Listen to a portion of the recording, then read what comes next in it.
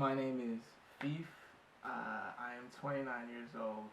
I live at home, and I am a three-time college dropout. What I'm trying to say is that I don't like myself. Not only do I not like myself, I feel very, very, very ashamed of myself. And I'm making this video because I don't want to be anymore. And the shame that I feel doesn't come from a societal pressure. It doesn't come from... There are plenty of things that society puts value on that I also place value in.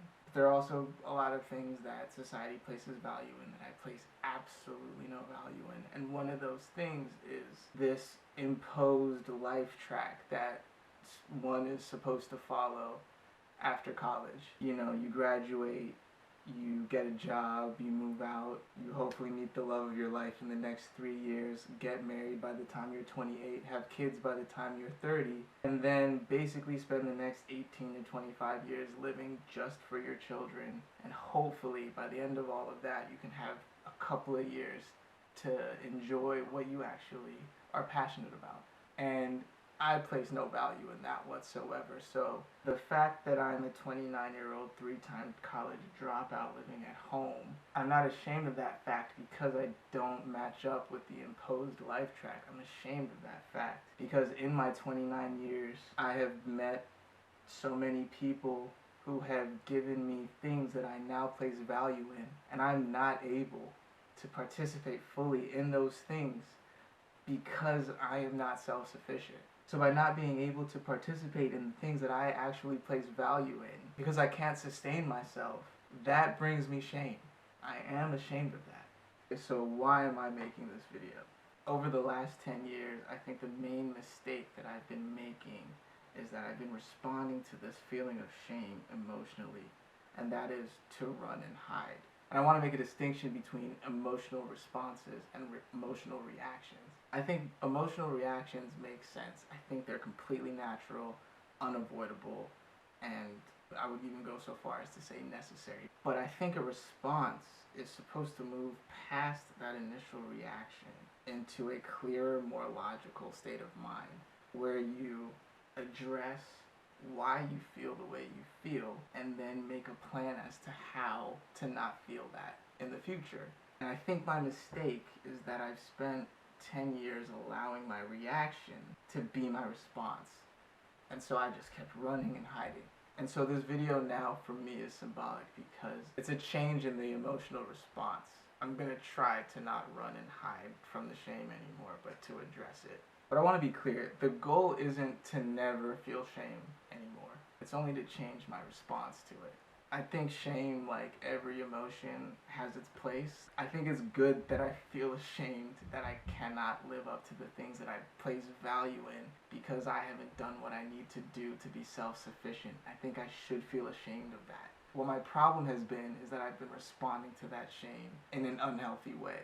But the shame itself is necessary and important. So when I see campaigns in the mainstream saying, "Don't shame people," I get a little bit wary. Now I want to be clear. I think I know where that sentiment is coming from, and if I'm correct, then I believe that the intent behind it is nothing but noble. The idea being, okay, on this macro level, let's not let millions of people descend on somebody for a tweet or an Instagram post or a TikTok, especially if they don't have the context or background about that person. I think that is actually a very noble goal. So my issue with the campaign isn't with the intent behind it, but actually more with how it's being disseminated. In that now you see many campaigns that are trying to abolish the feeling of shame entirely. What's up? Editor Fief here.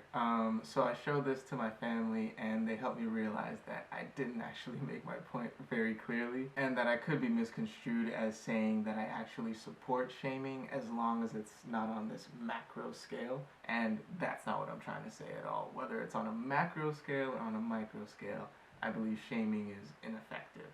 My sister helped me to realize that I needed to draw the distinction between the act of shaming and the feeling of being ashamed. And what I'm specifically speaking against was how this campaign against the act of shaming, which again I support and find truly noble, has turned into a campaign against the feeling of shame itself. And that's what I was trying to address here. So just to reiterate and be perfectly clear, I think that shaming is inherently harmful and ineffective, while the feeling of shame, just like any other emotion, can be harmful but can also be helpful depending on how you respond to it.